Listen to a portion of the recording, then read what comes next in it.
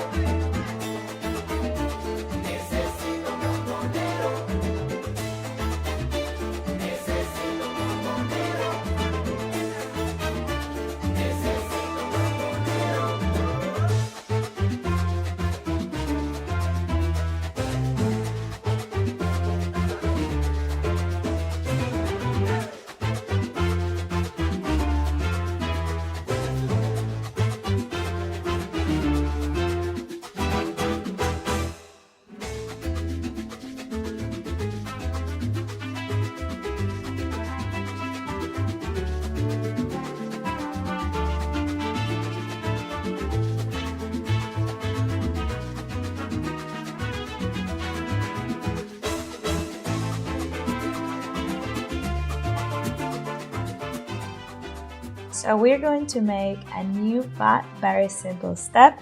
It is called La Patineta, which translates as the skateboard. Let us do 3 in a row, okay?